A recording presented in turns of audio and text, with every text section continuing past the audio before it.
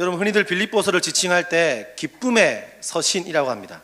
왜냐하면 빌립보서 안에는 기쁨이란 단어가 자주 나오기 때문입니다.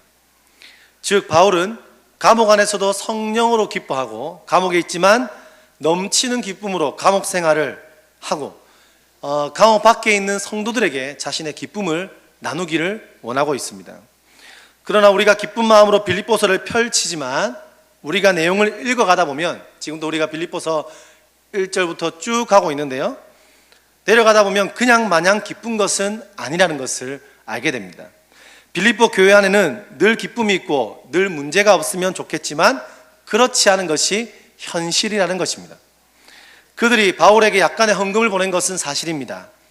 그렇지만 그들은 바울을 좀 잊은 것 같습니다.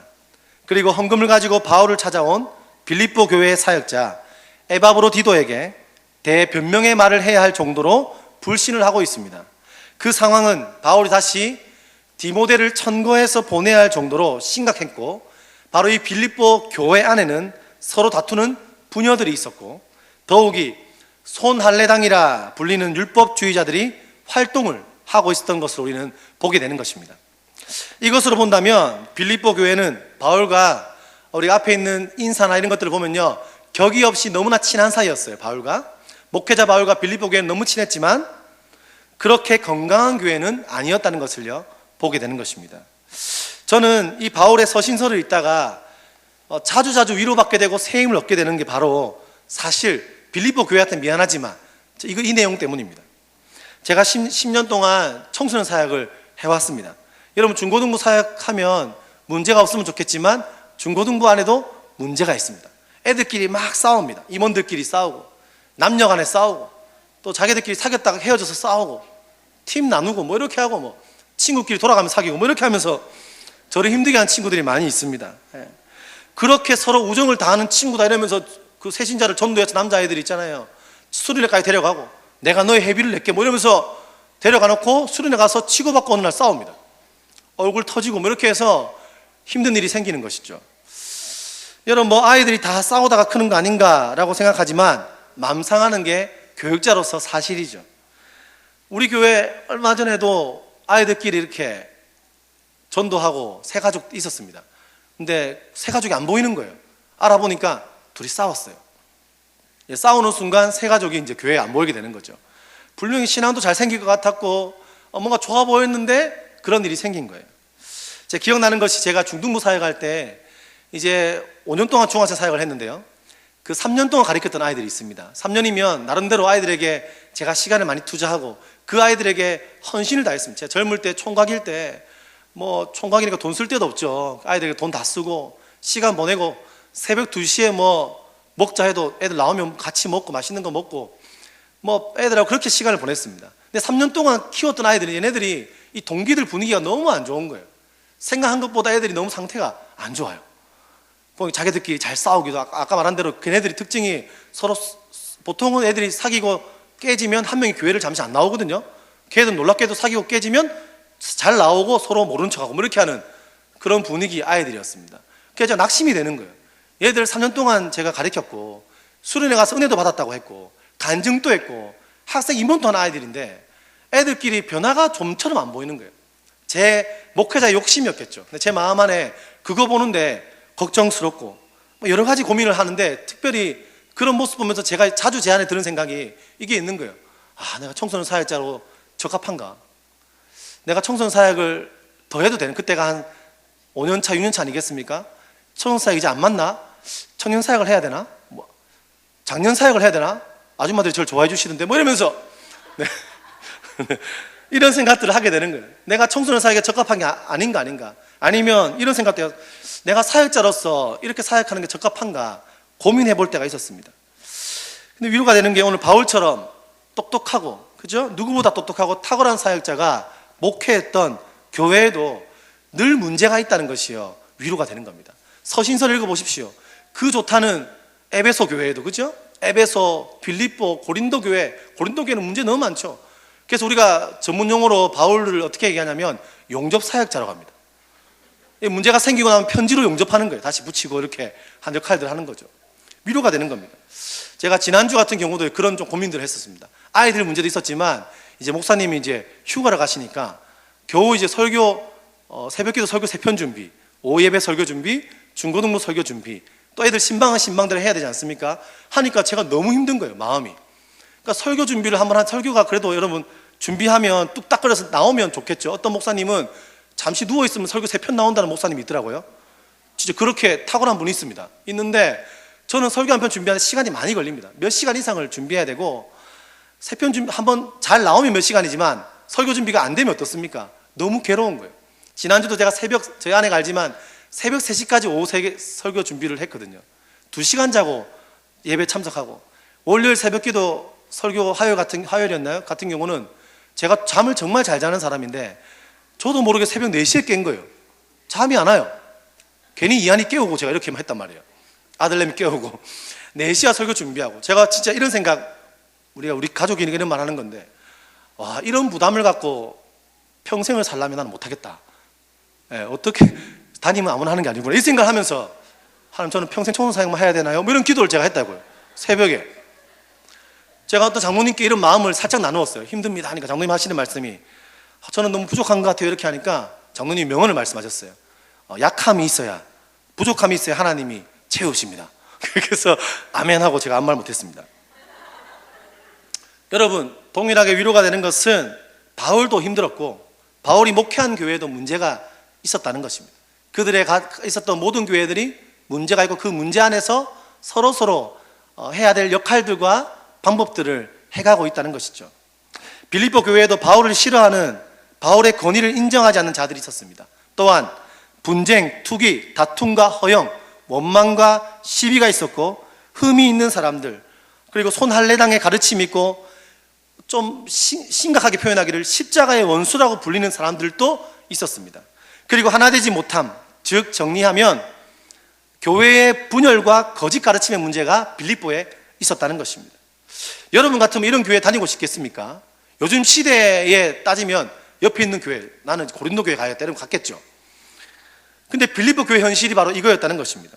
여러분, 한국 교회에 들리는 소문은 어떻습니까? 솔직히 말해서 이제는 많은 정보들을 스마트폰을 통해서 볼 수 있으니까 그 교회에 대한 좋은 이야기보다는 나쁜 이야기가 나오면 사람들이 조회수가 높으니까 그런 자극적인 기사를 많이 냅니다. 여러분, 한국 교회 문제 많은 거 다 알고 있고 우리 현실입니다. 감추려고 해도 감춰지지 않습니다. 한국 교회에도 빌립보 교회와 같은 문제들이요 존재하는 것을 우리는 알고 있죠. 많은 교회들이 고통 속에 있습니다. 분열과 분쟁과 다툼과 허영과 원방과 시비가 있다는 것입니다. 여러분, 이럴 때에, 이런 현실 속에서 우리는 어떤 태도를 가져야 하고 어떤 기준을 가져야 할까요? 그 기준은 2000년 전이나 지금이나 저는 오직 성경이 되어야 되는 줄로 믿습니다. 성경이 되어야만 합니다. 하나님께서 그리스도인들이 그리스도인다운 모습으로 살고 그들의 삶을 성화시켜 가도록 주어진 텍스트가 바로 성경입니다. 우리는 성경을 통해 하나님의 마음을 알 수 있고 나의 삶에 적용할 수 있고 기준을 정할 수 있습니다. 성경 텍스트를 통해 이 땅 가운데서 우리의 상황에 적용하는 삶들을 살아갈 수 있습니다. 성경과 우리의 삶은 동떨어져 보이지만 사실 성경은 그 어떤 것보다 우리의 삶에 밀접하며 성경은 충분히 우리의 삶에서 믿음의 삶을 살아갈 지표를 우리에게 던져주고 있습니다. 여러분 동의하십니까? 우리가 먼저 물어야 할 것은 성경의 내용을 하나님 말씀으로 우리는 믿고 있는가? 여러분들은 성경의 내용을 우리의 삶에서 진정으로 받아들이고 내 삶의 등이 되고 비치고 지표란 사실을 우리는 정말로 믿고 있는가? 그리고 성경의 내용을 믿는다면 우리는 얼마나 삶에서 성경을 묵상하고 읽고 내 삶에 적용하며 살 수 있는가를 고민해 봐야 된다는 것입니다. 바울은 그런 맥락에서 1장 말미에 빌립보 교인들에게 이렇게 강하게 피력합니다. 너희들에게는 기준이 있다. 내가 전하는 기준을 잘 들어라. 그것은 오직 너희는 그리스도의 복음에 합당하게 생활해라. 여기서 합당이라는 말은요, 조화로운, 어울리는이라는 뜻입니다. 즉 그리스도인으로서 어울리는 모습이 있다는 것입니다. 우리 앞뒤 저랑 고백할까요? 어울리게 삽시다. 시작. 좀 어울려 보이시죠? 이렇게 고백할게요. 어울려 보이시네요. 시작. 네. 네, 감사합니다. 여러분, 두 가지의 복음에 합당한 삶을 이야기하는데 오늘 그것을 설명하고 말씀을 마치도록 하겠습니다. 첫 번째는 이겁니다. 진리에 의한 선한 싸움을 하는 것입니다. 1장 30절 같이 읽어볼까요? 다 같이 시작.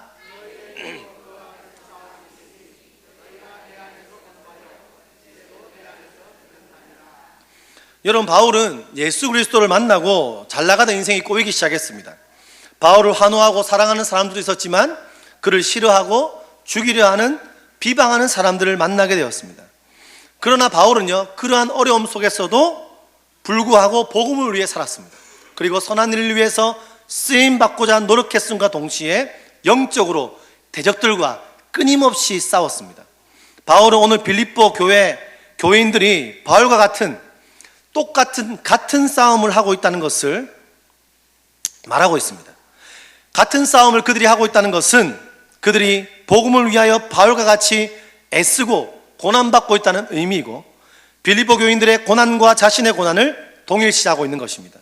즉, 그리스도인들에게는 복음으로 인한 고난과 싸움이 있으며 동일하게 그리스도로 인해 고난받고 있다는 의미인 것입니다. 또한 바울이 이렇게 말하죠. 너희가 내 안에서 보았다. 내 안에서 듣고 있다. 무슨 말입니까? 과거에 자신이 고난을 회피하지 않고 싸웠다는 과거의 사실을요, 떠올리고 있는 것입니다. 빌립보에서 바울이 지나가다가 귀신 들린 여종을 만납니다. 그를 고쳐주었습니다. 근데 그 이유 때문에 고난받습니다. 매를 맞고 옥에 갇혔던 사실을 염두에 두고 있는 것입니다. 그러나 그 바울은 자신이 매를 맞고 옥에 갇힌 극한 상황에서도 믿음으로 직면했고 영적인 싸움을 지속적으로 승리했으며, 동일하게 현재에도 내가 고난의 감옥에 직면해 있지만 내가 굳게 싸우고 있다는 것을 강하게 어필하는 것입니다. 29절과 28절과 30절을 다시 한번 읽어볼까요? 시작. 오직 너희는 29절 27절입니다. 죄송합니다. 27절 시작. 오직 너희는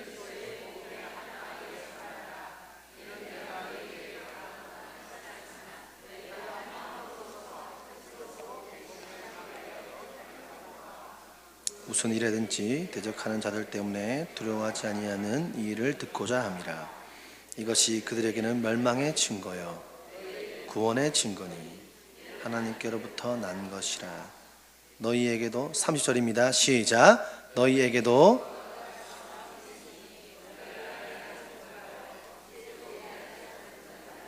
아멘. 이 말씀에서 협력하다라는 말이 나오죠. 이 말은요, 헬라어로 함께 경기하다, 한 팀으로 싸우다라는 뜻이 있다고 합니다. 이 단어는 운동 경기 언어로서 혼자가 아니라 하나의 팀을 의미하는 것입니다.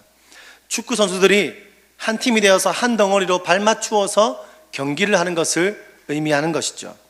여기서 서다라는 뜻은 어깨와 어깨를 나란히 맞대고 늘어서 있는, 군대가 방패를 들고 굳건히 서서 다가오는 적들을 맞이하는 장면을 떠올리게 합니다. 옛날 전쟁 영화를 보면 다 같이 방패를 다 들고 서 있다가 타이밍이 되면 공격하는 것입니다. 영화 300이란 영화에 보면 다 같이 방패를 다 굳건히 하고 있는, 다 같이 한 몸으로 방패를 대고 있는, 서 있는 모습을 나타내는 것이죠. 또한 28절에서 두려워하다라는 번역한 헬라어도 역시 군사 용어입니다. 달리는 말이 장애물이나 적군을 만나 두려워서 움찔하는 것을 뜻하는 것입니다. 바울은 이 짧은 서신을 통해 빌립보 교인들에게 무엇을 격려하고 있습니까? 빌립보 교인들아, 적대자들에게 움츠러들지 말고 믿음의 선한 싸움을 하고 앞으로 나아가라, 이렇게 말하고 있는 것입니다. 바울은 외부로부터 핍박받고 있는 빌립보 교회에 내분이 있는 것을 안타까워했습니다. 복음에 합당하게 공동체적 삶을 꾸려감으로 한 마음으로 똘똘 뭉쳐서 하나가 되어서 핍박하는 적대자들이 다가와도 겁먹지 말고 두려워하지 말고 굳건히 맞아야 하며 온전히 한 팀워크를 만들어라, 이 얘기를 하고 있는 것입니다. 28절에 보니 이것이라고 나와 있죠. 이것은 27절에서 말한 전부 내용을 다 말하는 것입니다. 빌립보 성도들이 적대자들에게 핍박을 받고 대적당하는 상황을 설명합니다. 무슨 말이죠? 제가 지난주에 고난에 대한 이야기를 했었는데요, 그리스도인의 고난의 이유 중에 복음으로 인한 고난이 있다는 말을 들었습니다. 즉 기독교 신앙의 대적자들이 성도들을 핍박하는 것은 교회 공동체에 적대하는 행위이므로 그들은 지금 멸망당한다, 망하고 있다는 증거이고, 너희들이 핍박을 받고 있다는 것은 바로 구원의 증거라는 것입니다. 사랑 여러분, 복음으로 인해서 여러분 고통받고 있습니까? 오늘 예배 이후에 우리 고등부아이들 기도의 시간에 나눔을 하는데 한 친구가 이야기해요. 아침에 그 성경을 읽고 있으니까 지나간 아이들이 입을 댄다는 거예요. 야, 성경은 집에서 읽지 교회에서 읽지 학교에서 읽냐, 이러면서 사회에 봤던 이슈들을 가지고 그 아이에게 막 이야기하더라는 거예요. 그렇게 하니까 그 아이가 들으면서도 자기 마음에 그런 마음이 들리지만 자기는 성경을 읽어야 될 이유가 있고 복음 안에서 해야 될 이유들을 막 설명했다는 얘기를 하면서 친구들이 그때부터 자기를 별로 싫어한다, 이런 얘기 하더라고요. 여러분, 그게 뭡니까? 우리 간단히 짧게 말한 거지만 고난받는 겁니다. 여러분, 복음으로 인해 고난받고 있습니까? 여러분, 그것이 바로 여러분들이 구원받은 증거입니다. 믿으십니까? 왜 그것이 하나님으로부터 온 증거인가는 이어지는 29절에 설명되어 있습니다. 그리스도를 위하여 너희에게 은혜를 주신 것은 다만 그를 믿을 뿐 아니라 또한 그를 위하여 고난도 받게 하려 하심이라. 무슨 말입니까? 바울이 강조하는 것은 그리스도를 위하여 고난받는 것도 하나님께 주신 은혜이며 이건 역시 믿음의 선한 싸움을 싸우는 과정이라는 것입니다. 우리는 구원받고 주님 오시는 날까지 이 땅에서 살고 있지만 여전히 이 땅의 왕 사단과 악과 고난에 다 노출되어 있습니다. 그래서 우리는 하나님의 백성으로 택함받아 하나님의 뜻을 좇아 또는 그리스도의 주권에 순종해서 살려고 하면 할수록 사탄의 저항을 받는 것입니다. 여러분, 고난을 받습니까? 그것이 진리에 의해서 받는 고난입니까? 성경은 무엇이랍니까? 그것이 바로 하나님이 주신 은혜라는 것입니다. 바울은 말하죠. 여러분도 나와 똑같은 싸움을 하고 있습니다. 여러분, 우리는요 바울과 똑같은 싸움을 하고 있는 것입니다. 두 번째는 한쪽에서는 끊임없는 영적인 싸움을 하는 반면에 그 진리가 가져온 결과인 사랑과 화평과 하나됨을 지키는 것에 힘써서 지키는 것, 그것이 바로 복음에 합당한 삶이다, 성경은 말합니다. 2장 1절부터 4절까지를 함께 읽어보겠습니다. 시작. 그러므로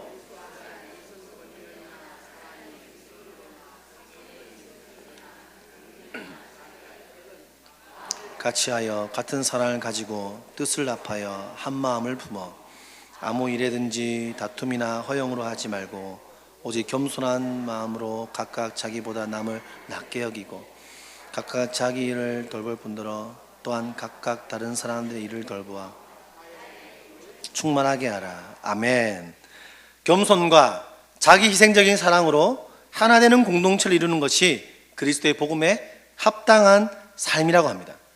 2장 1절에 보니 이런 말씀이 있죠. 그러므로 그리스도 안에 무슨 겉면이나 사랑의 무슨 위로나 성령의 무슨 교제나 긍휼이나 자비가 있거든. 이게 풀어서 하면 무슨 말입니까? 쉽게 번역하면 여러분들은 예수님 안에서 겉면을 받고 있지 않습니까? 사랑의 위로를 받고 있지요. 여러분 성령의 교제를 하고 있지 않습니까? 여러분 하나님께 자비와 긍휼을 받았지요. 그렇지 않습니까? 그렇다면 같은 마음을 품어서 나의 기쁨을 완성하십시오. 이 이야기를 하는 것입니다. 여러분, 우리는요 복음의 선한 싸움을 끊임없이 하지만 한편으로는 우리에게 허락하신 평화의 선물이 있는데 그것을 뭐라고 합니까? 평화의 선물, 그것을 바로 교회라고 합니다. 그 안에 성도들의 교제가 있고 진리의 말씀으로 서로를 세우는 권면이 있고 끝없이 사랑을 행하는 교회 공동체가 있습니다. 그럴 때 어떻게 하라고요? 그 공동체에서 하나가 되고 한 몸이 되고 마음도 하나 되고 행동도 하나 되도록 하나됨을 힘써서 안팎 밖에서 지켜라는 것입니다. 제가 제주 와서 깊은 감동을 받는 여러 가지가 많지만 성도님께 참 감사한 게 이겁니다. 제가 말이 전도사지만 아직 젊은 전도사 아니겠습니까? 근데 이 나이 어린 전도사에게 막대하는 분들이 아무도 없습니다. 전도사님, 때는 고개도 숙여주시고 손도 잡아주시고 이러면서 저를 깍듯이 교육자로 대해주는 성도님들 만날 때 저는 진심으로 깊은 감사를 느끼거든요. 저희 집 안 믿는 가정이니까 전도사님 게 어디 있습니까? 늘 이제 그렇죠. 그렇고 어디 가도 제가 그렇게 대우받을 수 있는 사람이 아니지 않습니까? 근데 교역자로 있으니까 성도님들이 저를요 깍듯이 대해주는 겁니다. 어린 전도사를 품어주시고 부족한 걸 아는데도 제가 교육부 사역을 진행할 때 담임 목사님 포함해서 장로님들과 성도님들이 믿어주시는 게 느껴지는 거예요. 제가요 엄청 어설픈 사람입니다. 제가 겉으로 딱 보기에는 그냥 날카롭고 굉장히 좀 딱 봤을 때 좀 계획적이고 그렇죠? 깨끗할 것 같고 뭐 보통 이렇게 본다 그러더라고요. 예, 전혀 반대죠. 예. 저희 아내가 알고 하나님이 아시고 허진열 전사님이 압니다. 네. 네, 완전 반대거든요. 근데 그런 저를 선생님들이요 품어주시고 이해해주시고 그냥 함께 해주신다는 느낌을요 제가 받는 것이죠. 제 스타일을 이해해주는 거예요. 여러분, 아름다운 일이 중심교회 안에 이 일뿐이겠습니까? 여러분, 섬기시는 주일에도요 식당에서 여러분 주일 밥 한번 하려면 토요일에도 준비해야 되는 거 아시죠? 열심으로 준비하시고 더운 날에. 그리고 주차로 쓰레기를 우리 대부분 다 장로님들이 청소하시거든요. 청소하시죠. 그뿐이겠습니까? 교회 구석구석 청소나 여러 가지 일들을요 하는 것들을 보면서 교회 아름다운 일들이요 교회 안에 넘치는 것들을요 우리가 보게 되는 것이죠. 근데 여러분, 우리는 교회 안에서 이 아름다운 일들이 멈추어서는 안 되고 만족해서는 안 될 것입니다. 이 시대의 모든 장벽들 가운데서 모두들이 다 원수가 되어버리지 않았습니까? 돈으로, 문화로, 조건으로, 자격으로, 나라로, 계급으로 다 나누어지는 이 시대입니다. 이 세상입니다. 그 장벽들을 깨트리고 하나님과 사람 안에 있는 그 화평, 여러분, 사람과 사람 사이에 깨어진 화평을 회복하려고 오신 분이 바로 화목제물 예수님 아니십니까? 우리는 그 예수 안에서 하나님을 지키라고 사명으로 부름받은 게 바로 우리라는 것입니다. 여러분, 교회는 사람들의 모임이 아닙니다. 주일날 몇백 명이 교회에 모였는가, 이것이 중요한 게 아니죠. 제각기 모양도 다르고 살아온 배경도 다르고 기질도 다르고 조건도 다르고, 제주에 평생 살은 사람이 있고 제주 10년 차가 있으시고 20년 차가 있으시고 육지 3개월 차가 있고 저처럼 7개월 차도 있고 다 다르고 형편도 기질도 모두가 다른데 어떻게 됩니까? 그냥 좋은 관계 맺고 즐겁고 인사 한번 하고 그치는 것이 아니라 그것은 말할 것도 없거니와 그 위에 무엇이 있습니까? 우리 모두가 성령 안에서 한 새 사람이 되는 것입니다. 서로 전혀 새로운 사람들이 모였는데 그 안에 무엇이 있냐면 친하게 지내고 행복한 정도가 아니라 하나같이 한 몸으로 유기적으로 연합하는 엮어짐이 교회 안에 있다는 것입니다. 우리는 그냥 그렇게 살다가 만나면 인사하고 끝내는 것이 아니라 우리는 이해할 수 없는데 성령 안에서 한 새 사람으로, 한 마음으로 하나가 되어지는 것이죠.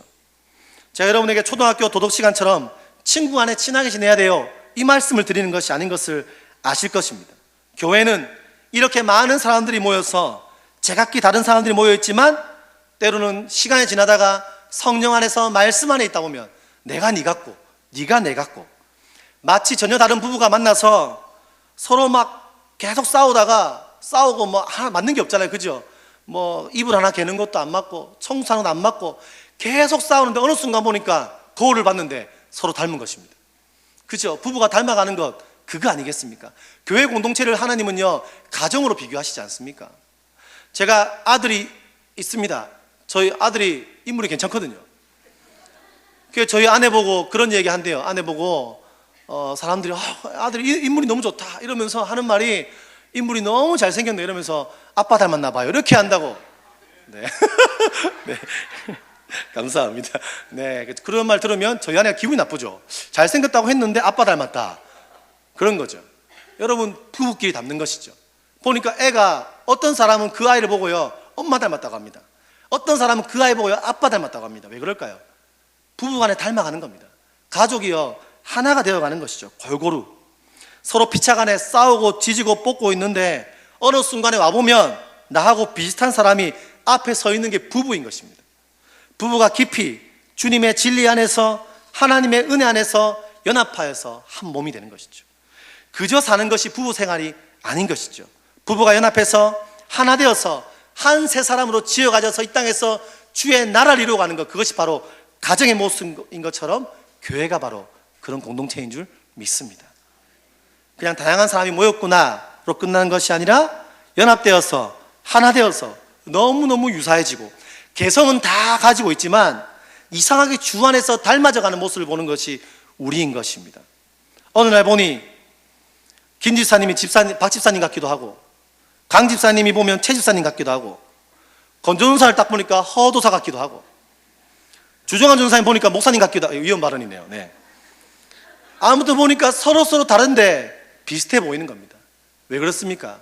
우리가 주 안에 하나이기 때문입니다. 십자가 보혈로 예수님이 죽으신 이유가 뭡니까? 교회를 하나 되게 하려고 죽으셨습니다. 보혈을 흘리신 이유가 그 이유 때문입니다. 화평케 하기 위해서 화목 제물로 오셨습니다. 그래서 닮아가는 거죠. 여러분, 그렇게 되기 위해서는 그냥 얻어지는 것이 아니라고 성경은 말합니다. 그리고는 2절과 3절을 통해서 기쁨을 완성하기 위한 행동 지침 4가지와 하지 않아야 할 3가지를 구분하여 가르치고 있습니다. 2절에 이렇게 말하죠. 마음을 같이하여 같은 사랑을 가지고 뜻을 합하여 한 마음을 품어라. 마음을 같이하라. 무슨 말이냐면요, 같은 것을 생각해라는 겁니다. 같은 사랑을 가지라. 무슨 말입니까? 교회를 위한 자기 희생적인 사랑, 예수의 사랑을 같이 이루어가라는 겁니다. 마음을 같이하라. 뜻을 합하라. 이 뜻 안에는요, 호흡이라는 뜻이 있습니다. 무슨 말입니까? 같은 호흡을 가지라는 거예요. 그리고 한 마음을 품어라. 마음을 같이하라는 비슷한 말을 재차 강조합니다. 즉 성령 안에서 믿음으로 한 몸으로 하나가 되어라. 그리고 그 하나됨을 지키기 위해서 하지 않아야 될 3가지를 말하는데요, 이겁니다. 아무 일에든지 다툼이나, 읽어볼까요? 2장 3절입니다. 시작.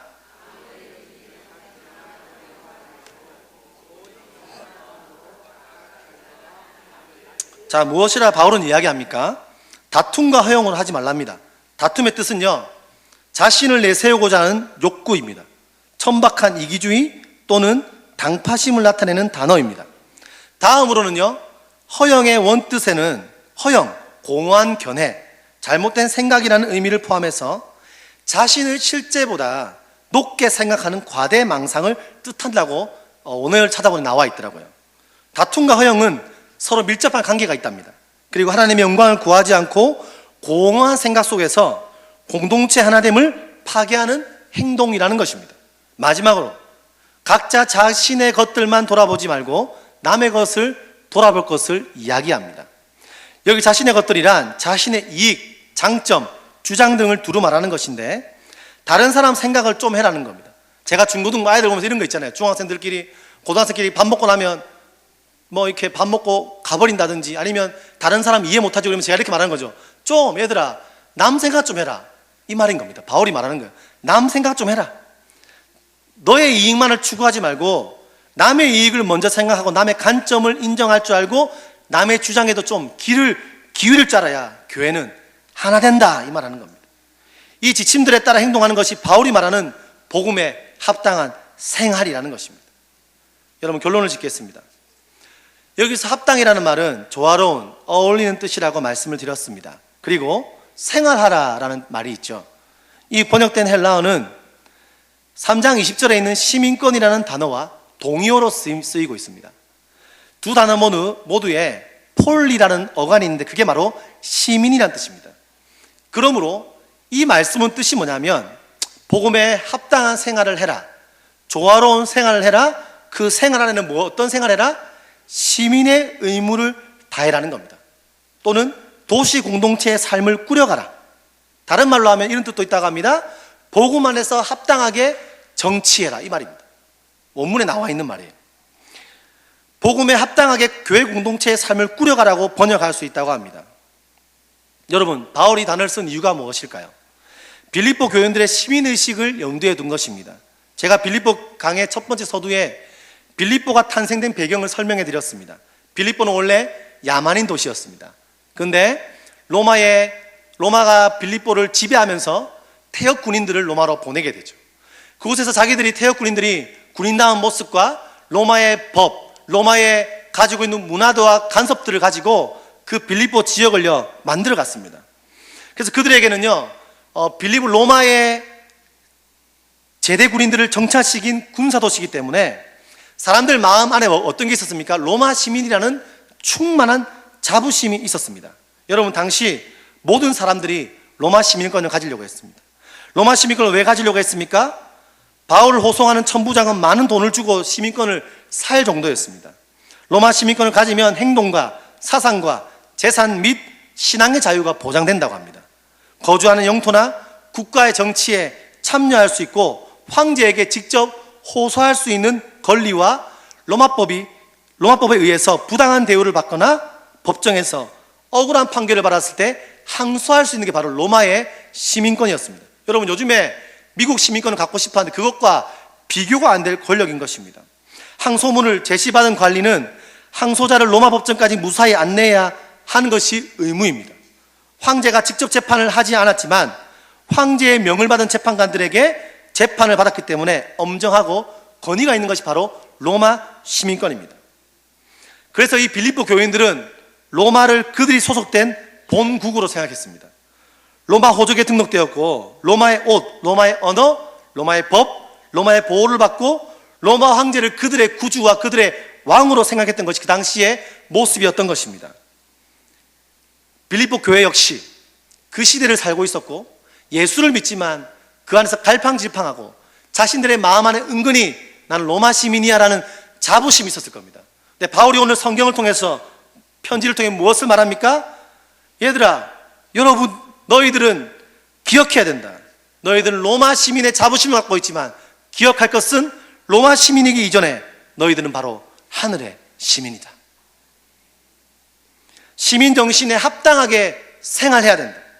너희는 우리의 시민권이 하늘에 있기 때문에 그냥 이 땅에서 아둥바둥하면서 나는 로마 시민권이 있어, 너는 로마 시민권이 없어, 너는 잘났어, 너는 못났어 이러고 아둥바둥 이 땅에 썩어질 땅의 것을 위해 사는 것이 아니라 너희들은 기억해야 돼. 우린 영원히 살아갈 본향이 있고 죽고 나면 만나야 될 분이 있고 우리 인생을 구원하시고 나를 위해 생명 주신 예수 그리스도가 있는데 우리가 그분 앞에 나아가기 위해서는 그분을 만날 때 부끄럽지 않은 모습으로 교회의 모습을 갖춰가기 위해서는 기억할 것이 있는데 우리는 바로 이 땅에서 로마 시민이 아니라 하늘의 시민다운 모습으로 살아야 되는 것이야.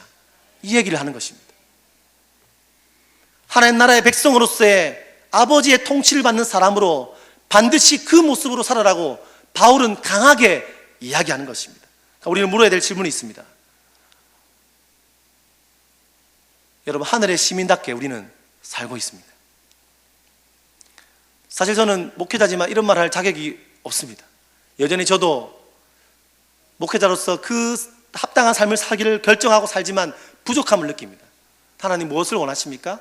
우리의 모두의 부족함을 다 인정하고 주 안에서 하나 되어서 시민의 삶을 합당하게 한 걸음 한 걸음 혼자가 아니라 교회라는 테두리에서 한 마음으로 함께 한 세 사람으로 지어져 가라고 말씀하시는 것입니다. 제가 굉장히 좋아하는 노래가 있는데요. 제 선배가 만든 노래인데 이런 가사입니다. 주님 이곳에 오시옵소서. 주의 이름으로 하나 되는 이 두 사람. 이게 축가입니다. 제가 이 축가를 제일 친한 친구 생일에 솔로를 불렀다가 삑사리 내고 친구랑 사이가 안 좋아졌는데 이 두 사람 지금부터 영원까지 이 가정의 주인 되소서.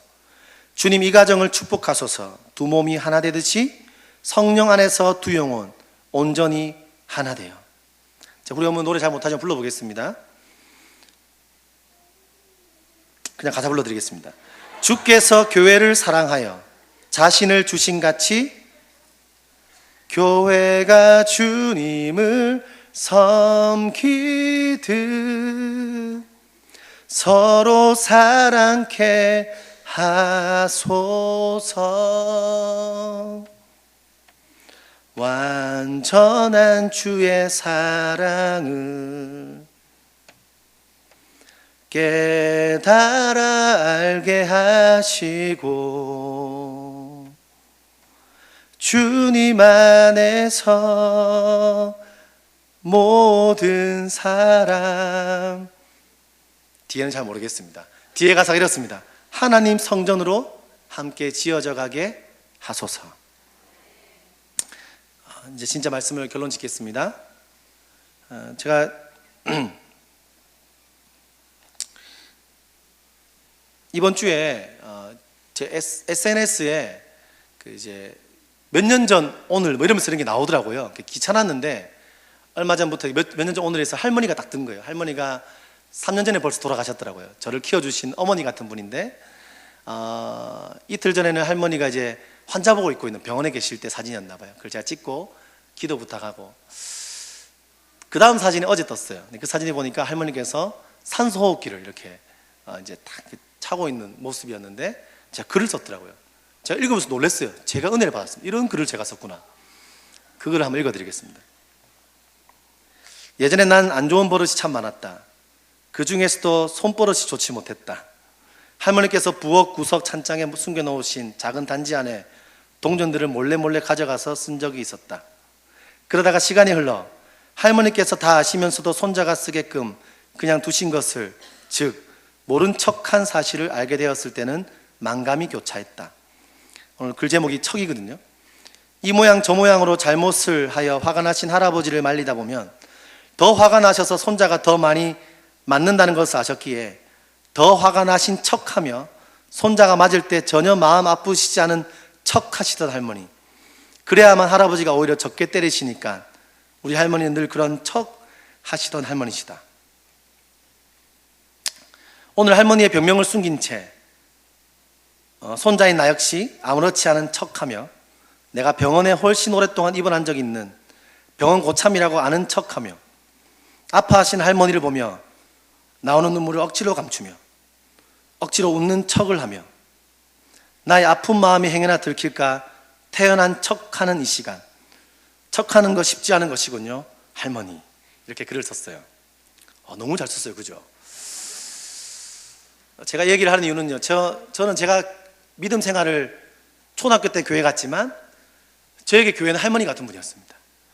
제가 어머니하고 오래 있지 못했기 때문에 할머니 집에 살았고 저희 할머니는 저를 늘 받아주고 척하는 분이셨어요. 이해해 주시고 늘 품어주시고 저의 모든 부족함을 아시지만 품어주던 저희 할머니, 엄마 같은 가족을 할머니를 통해 저는 배웠죠. 근데 교회를 갔는데요, 교회가 저에게 그런 곳이었습니다. 예전에 저는 부족했고 연약했고 학교에서 누구도 저를 기대해 준 사람이 없었고 그 누구도 네가 잘 될 거야, 너는 인생에 소망이 있어, 저한테 그런 말 해준 사람이 없더라고요. 근데 교회 가니까 제 부족함을 돌아보니까 제가 참 부족했는데 부족한 제 모습을 다 그냥 모르는 척 해주시고 저를 품어주신 선생님들, 저를 품어주신 집사님들, 저를 품어주신 선배님들, 권사님, 장로님들이 계셨던 것 같습니다. 여러분, 교회는 그런 것이 아닐까 합니다. 우리가 교회 안에서 제가 할머니께 잘못한 일이 있으면 책망을 받고 두들겨 맞기도 했고, 그러면서도 제 안에 있는 모든 허물들을 받아주신 것처럼 교회란, 성령 안에 있는 교회란, 우리 약함들과 부족함을 가족 안에서 때로는 서로 할 말이 있으면 말할 줄 알고 그러면서도 서로 척해 줄 수 있는, 부족하구나, 연약하구나, 담임 목사님께서 계속 말씀하시는 것처럼 이 사람도 역시 나도 역시 공사 중이구나, 주님 오시는 그날에 완성되겠구나, 이렇게 같이 한 마음으로 하나가 되어야 되겠구나 고백하는, 그것이 교회인 줄 믿습니다. 우리가 한 주 동안도 하나님 우리 교회가 더욱 주 안에 한 가족의 모습을 갖추어 가게 하시고, 여러분 가정에 어떤 일이 있으십니까? 여러분 직장에 어떤 일이 있나요? 그 모든 일들 중에서 우리를 척하시고 돌봐주시는 예수님의 은혜가 모든 분들에게 있기를 간절히 소망합니다.